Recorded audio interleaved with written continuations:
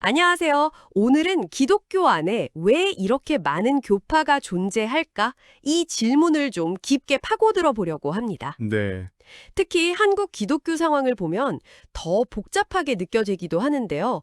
마침 제공해 주신 고경태 님의 기독교 교파 분열과 신학 정체성 이 자료가 있어서 이걸 바탕으로 그 배경과 의미를 좀 자세히 살펴보는 시간을 갖겠습니다. 네. 이게 단순히 교파가 많더라, 뭐 이런 걸 넘어서 그 뒤에 숨어 있는 역사적 또 신학적 동력을 이해하는 게 중요하거든요. 그렇죠. 전 세계적으로 보면요, 2023년 기준으로 교파나 뭐 예전 형식이 거의 4만 7천 개가 넘는다고 해요. 4만 7천 개요? 와, 상상 이상인데요? 네. 한국만 해도 2018년 통계인데 개신교 교단이 374개. 374개요? 그중에서도 대한예수교 장로회라는 이름만 쓰는 곳이 286개나 된다고 하니까요. 정말 복잡하죠. 이야, 정말 대한예수교 장로회는 길 가다가 간판에서 정말 많이 보는데 그게 다 다른 교단일 수 있다는 거군요. 네, 그럴 가능성이 높은 거죠. 그래서 왜 이렇게 됐는지 그 뿌리부터 한번 같이 따라가 보면 좋겠습니다. 좋습니다. 그럼 그 긴 이야기 어디서부터 시작해야 할까요?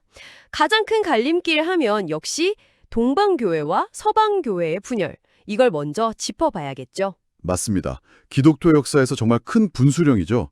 1054년의 동서교회 대분열. 1054년. 네, 흔히 필리오케 논쟁 때문이라고 알려져 있어요. 성령이 성부에게서만 나오시냐, 아니면 성부와 성자에게서 같이 나오시냐, 뭐 이런 신학적 논쟁인데요. 아, 그 유명한 논쟁이군요. 네. 근데 사실 그게 전부는 아니었고요. 이미 그 전부터 로마를 중심으로 한 서방교회하고 콘스탄티노플의 동방교회 사이에 어떤 정치적, 문화적 긴장감이 계속 있었어요. 단순히 신앙 문제만은 아니었군요. 그렇죠. 뭐 9세기에 있었던 포티우스 분열이라든지 특정 공의회를 서로 인정하냐 마냐하는 문제들, 이런 갈등들이 계속 쌓여왔던 거죠. 그리고 서방은 로마 교황을 중심으로 한 어떤 단일 체제로 가게 되고요. 네. 동방은 각 지역 또 민족 정체성을 중시하는 여러 총대 주교구 중심의 독립교회들, 연합체, 그러니까 우리가 아는 정교회, 오소독스 처치로 나뉘게 된 겁니다. 아, 권위 구조나 운영 방식에 대한 근본적인 시각 차이가 있었던 거네요. 네, 맞아요. 단순한 신앙 논쟁 이상이었던 거죠. 그런데 서방교회, 그러니까 로마 카톨릭 내부에서도 이런 권위에 대한 도전과 또 다른 큰 변화가 있었잖아요. 바로 마르틴 루터, 종교개혁이죠. 여기서부터 이야기가 정말 더 복잡해지는 것 같아요. 그렇습니다. 1517년 10월 31일 루터의 95개조 반박문 게시. 이게 서방 기독교 세계를 로마 카톨릭과 개신교, 즉 프로테스탄트로 나누는 결정적인 계기가 됩니다. 프로테스탄트, 이 이름의 요래도 재밌다고 들었어요. 네, 맞아요. 프로테스탄트라는 말이 1529년 독일 슈파이어 제국회의에서 나왔거든요. 아, 네. 그때 카톨릭 측에서 루터파 활동을 중단시키려고 하니까 루터파 제후들이 거기에 항의를 한 거예요. 라틴어로 프로테스타티오. 아, 항의하는 사람들이라는 뜻이었군요. 처음에는. 그렇죠. 카톨릭 입장에서는 약간 부정적인 뉘앙스였겠죠. 항의하는 자들. 근데 정작 개혁가들은 이 이름을 오히려 긍정적으로 초대 교회의 순수한 신앙을 다시 회복, 리스토레이션 한다는 의미로 받아들였어요. 아, 같은 이름인데 해석이 달랐네요. 네, 하나의 이름에 서로 다른 의미를 부여한 거죠. 이 거대한 분열은 뭐 양쪽 모두에게 엄청난 영향을 미쳤습니다. 카톨릭은 트리엔트 공의회 같은 걸로 내부 개혁도 하고 또 아메리카 대륙 같은 것으로 선교를 확장하면서 새로운 활로를 찾으려고 했고요. 반면에 개신교는 이제 막 시작했으니까 자신들의 신학적인 입장을 좀 더 정교하게 다듬을 필요가 있었죠. 네, 그렇죠. 체계화가 필요했겠네요. 맞습니다. 그 과정에서 개혁파 스콜라주의라는 흐름이 나타나요. 이게 어떻게 보면 좀 더 학구적이고 때로는 교리를 아주 세밀하게 정의하려는 경향으로 이어진 거죠. 아, 교리를 명확하게 하려던 노력이 오히려 또 다른 논쟁과 분열의 씨앗이 될 수도 있었다? 이런 말씀이신가요? 좀 역설적인데요. 바로 그 지점입니다. 교리를 세밀하게 파고들수록 미묘한 해석 차이가 더 드러날 수밖에 없잖아요. 그렇겠네요. 여기에다가 종교개혁 당시에는 기존 체제에 좀 더 급진적인 변화를 요구하는 목소리들도 있었어요. 예를 들면 유아 세례를 거부하고 성인이 된 신자의 신앙 고백에 따른 세례만 인정했던 제세례파, 애나베프티스트 같은 그룹들. 제세례파. 네. 그리고 국가교회나 어떤 교단 중심이 아니라 개별 교회의 자율성을 굉장히 강조했던 회중주의, 컨그레게이셔널리즘 같은 흐름도 있었고요. 이런 생각들이 다양한 신학적 가능성을 막 열어준 거죠. 더 다양해지는군요. 시간이 흐르면서는 또 엄격한 교리 체계보다는 개인의 경건한 삶이나 신앙적인 체험, 감정 이런 걸 더 중요하게 여기는 움직임도 나타납니다. 경건주의 같은 거 말씀이시죠? 네, 맞아요. 루터교 내부에서 시작된 경건주의, 피에티즘이라든지 영국 국교회 내 개혁운동이었던 청교도주의, 퓨리터니즘 같은 것들이 대표적이죠. 이런 흐름들이 마치 용광로처럼 다양한 교파들이 생겨나는 토양이 됐다고 할 수 있습니다.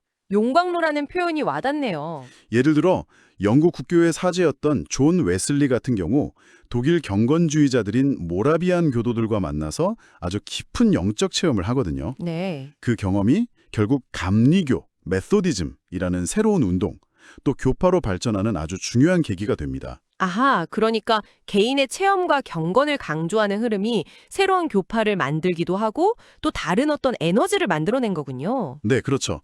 혹시 이런 새로운 에너지가 기독교를 전 세계로 퍼뜨리는 뭐랄까 선교의 동력이 되기도 했나요?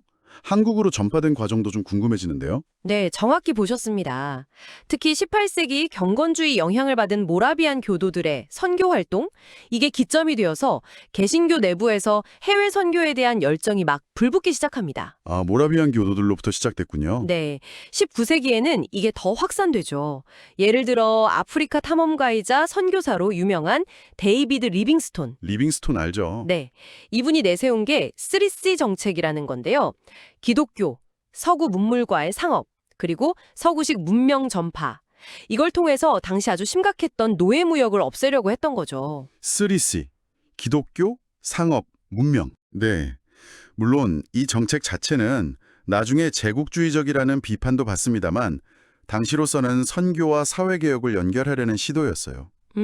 그렇군요. 근데 특히 한국 선교와 직접적으로 관련이 깊은 건 19세기 후반 미국에서 일어난 3차 대각성 운동입니다. 3차 대각성 운동이요? 네. 이 시기에는 개인의 회심을 강조하는 부흥사, 예를 들어 무디 같은 분들의 활동도 있었고 또 동시에 노예제 폐지나 금주운동처럼 사회정의를 외치는 목소리, 빌리 선데이 같은 분들도 있었어요. 개인의 변화와 사회개혁 두 가지 흐름이 같이 있었네요. 맞습니다. 바로 이때 대학생들을 중심으로 학생자원 선교운동, 영어로는 SVM이라고 하는데 이게 폭발적으로 일어납니다. 학생 자원 선교 운동. 네, 말 그대로 수많은 젊은이들이 자원에서 해외 선교사로 나가겠다고 헌신한 거예요. 와, 대단한 열기였겠네요. 네, 한국에 온 초기 개신교 선교사들 중 상당수가 바로 이 SVM 운동이 영향을 받은 분들입니다. 그렇군요. 그 대학생들의 순수한 열정이 파도처럼 밀려와서 한국 땅까지 닿은 거네요. 그럼 한국 땅에 처음 발을 디딘 선교사들은 정확히 누구였나요? 공식적인 기록으로는 1884년입니다. 미국 북장로회 소속 의료 선교사였던 호러스 알렌. 알렌, 의사였죠? 네, 갑신정변 때 다친 민영익을 치료해준 인연으로 고종의 신임을 얻어서 한국 최초의 서양식 병원인 광해원, 나중에 제중원으로 이름이 바뀌죠. 이걸 설립하게 됩니다. 광해원. 네. 그리고 바로 다음 해인 1885년 4월 5일 부활절 아침이었어요. 미국 북장로회의 호러스 언더우드 선교사와 미국 북감리교의 헨리 아펜젤러 선교사가 같은 배를 타고 인천 제물포항에 도착합니다. 언더우드와 아펜젤러. 이 두 분의 이름은 많이 들어봤습니다. 네, 보통 이 두 분의 입국을 본격적인 한국 개신교 선교의 시작으로 보고 있습니다. 그런데 말이죠. 자료를 보니까 한국 기독교의 시작에는 다른 나라들과는 조금 다른 아주 특별한 점들이 있었다고 강조되어 있더라고요. 그러니까 선교사들이 오기 전부터 이미 중요한 일들이 벌어지고 있었다는 건데 이건 정말 흥미로운데요. 네, 바로 그 부분이 한국 개신교 역사의 어떤 독특성을 보여주는 핵심이라고 할 수 있습니다. 크게 세 가지로 요약해 볼 수 있는데요. 세 가지요? 네, 첫째는 선교사가 입국하기 전에 이미 한글 성경이 번역되고 있었다는 점입니다. 와, 성경이 먼저요. 네, 1882년에 만주에서 활동하던 스코틀랜드 선교사 존 로스라는 분이 계셨어요. 이분이 서상륜 같은 초기 한국인 신자들의 도움을 받아서 누가복음이랑 요한복음을 우리말로 번역해서 출간했습니다. 만주에서요? 네.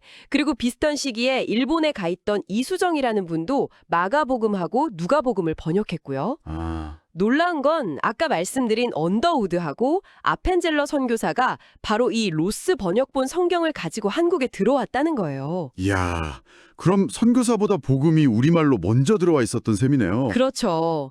둘째는 선교사가 교회를 세우기 전에 한국인 스스로 교회를 세웠다는 점입니다. 네, 한국인이 스스로요? 네, 아까 그 로스 선교사 성경 번역 도왔던 서상륜이라는 분이 1883년인가 84년경에 고향인 황해도 소래마을로 돌아가서 소래교회를 세웠어요. 소래교회요? 네, 선교사가 세운 교회가 아니라 한국인 스스로 세운 최초의 개신교회 중 하나로 꼽힙니다.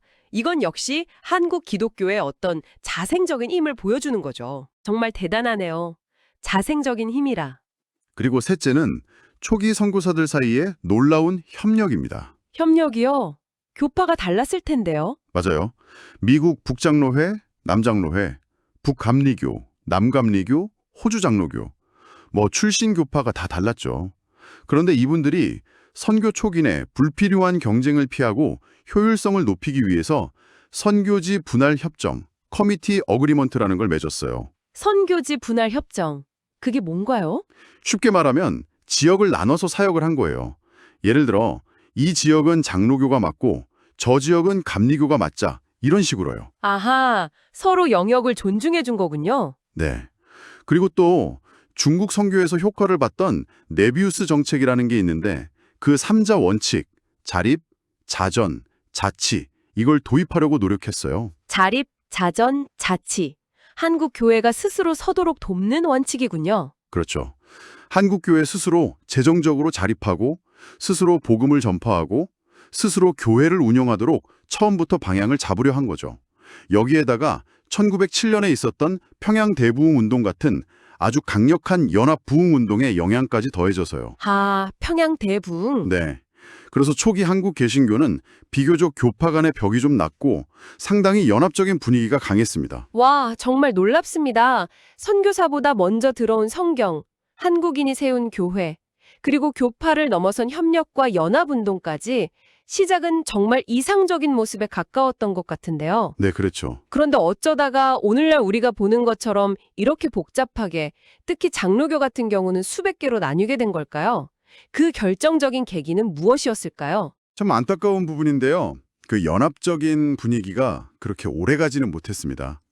여러 요인이 있겠지만 역시 가장 결정적인 변곡점은 일제강점기의 신사참배 강요였습니다. 아, 신사참배 문제군요. 네. 물론 그 이전에도 분열의 씨앗 같은 건 있었어요. 1910년대에 선교사들의 정책에 반발해서 민족주의적인 성향으로 나뉜 경우 최중진 목사도 있었고, 또 성경 해석 문제, 그러니까 좀 더 진보적인 신학, 성서 비평학을 받아들이는 문제로 갈등하다가 나뉜 경우 김장호 목사도 있었고요. 또 한국인 주도로 자치적인 교회를 만들려는 움직임, 이만진 목사 같은 것도 있었죠. 이미 그전에도 갈등 요인은 있었군요. 네, 있었습니다.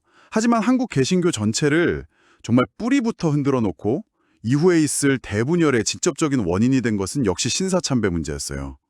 1938년에 당시 가장 큰 교단이었던 장로교 총회가 일제 압력에 결국 굴복해서 신사참배를 그냥 국민예로 결의해버립니다.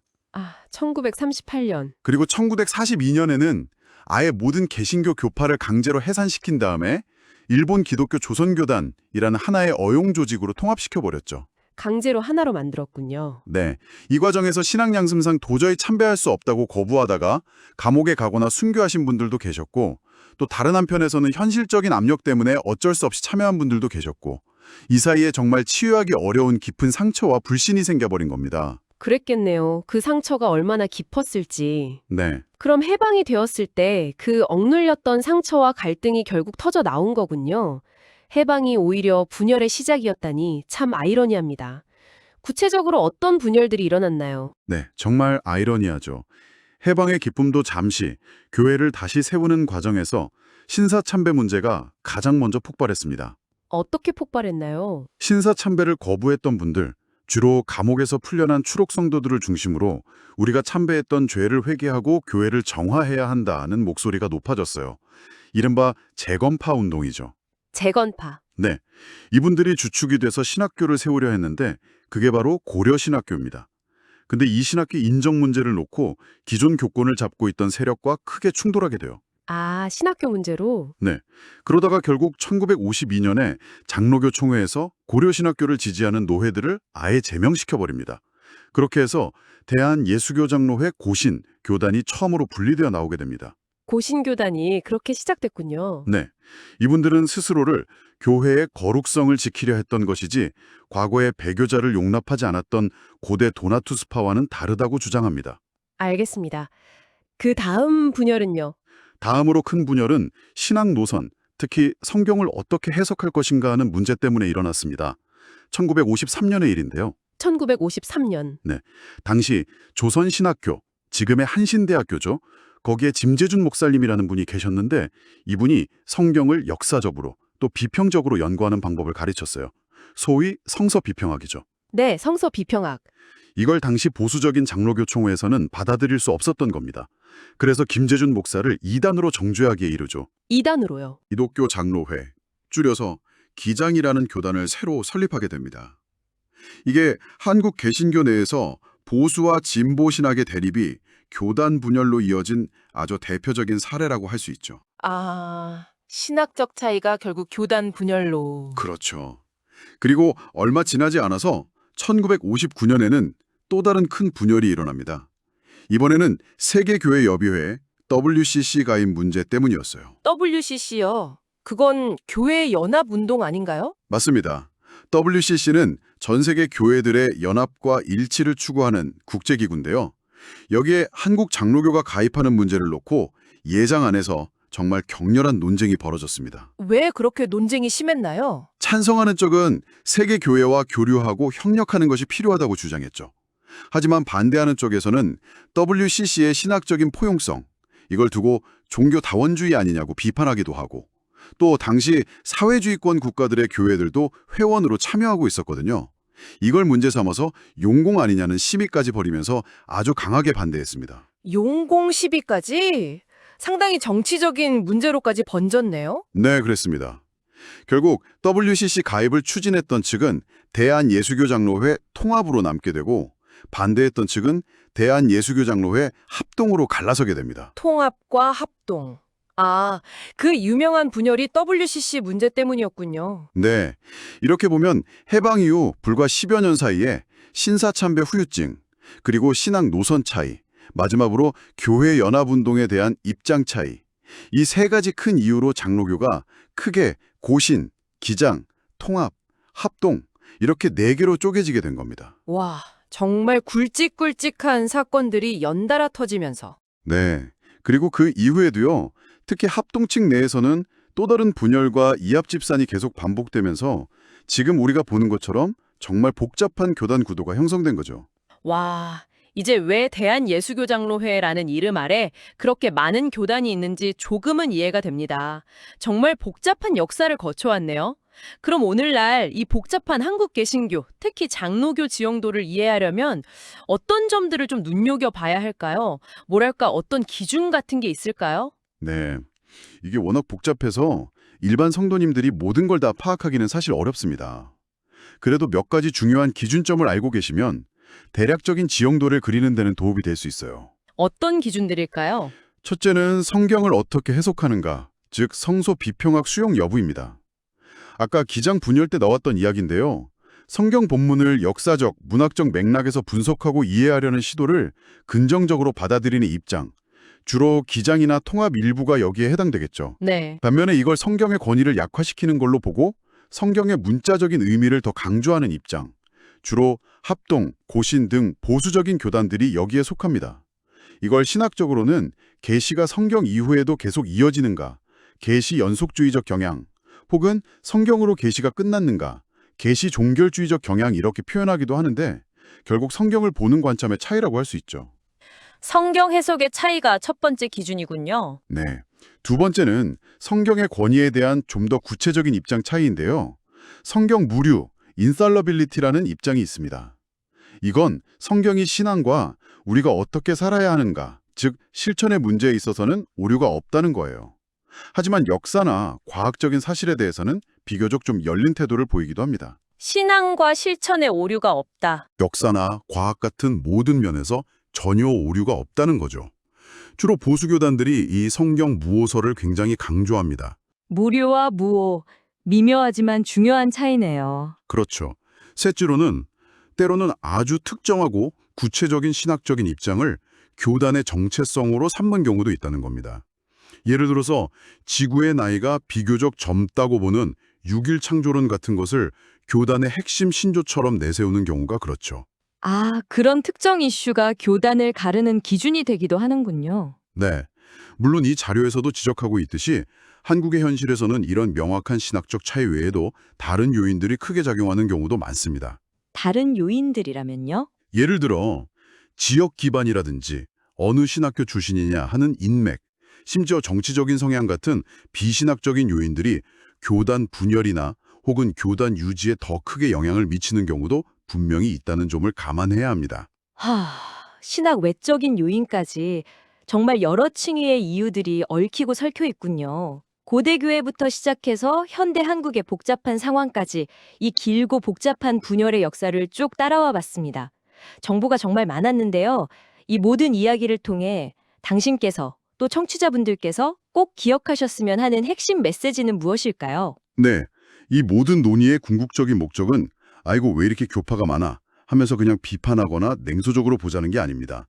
그보다는 이 자료의 저자도 강조하고 있듯이 가장 중요한 것은 바로 당신이 속한 교회가 어느 교단에 속해 있는지, 그리고 그 교단이 어떤 역사적인 배경과 어떤 신학적인 입장을 가지고 있는지 스스로 명확히 아는 것입니다. 내가 속한 곳을 아는 것. 네, 그 내용에 내가 동의하든 동의하지 않던 일단 내가 몸담고 있는 신앙 공동체의 뿌리가 무엇이고 그 정체성이 무엇인지를 이해하는 것.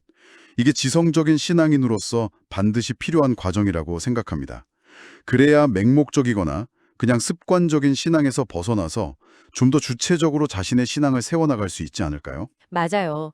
이 복잡한 지도 위에서 내가 지금 어디쯤 서 있는지, 그리고 왜 여기에 서 있는지를 아는 것이 중요하겠네요. 마치 내비게이션 없이 낯선 도시에 떨어진 기분일 수도 있으니까요. 모르면. 그렇죠. 자료에서는 그리스도인을 진리를 소유한 지성인이라고 표현하는데요.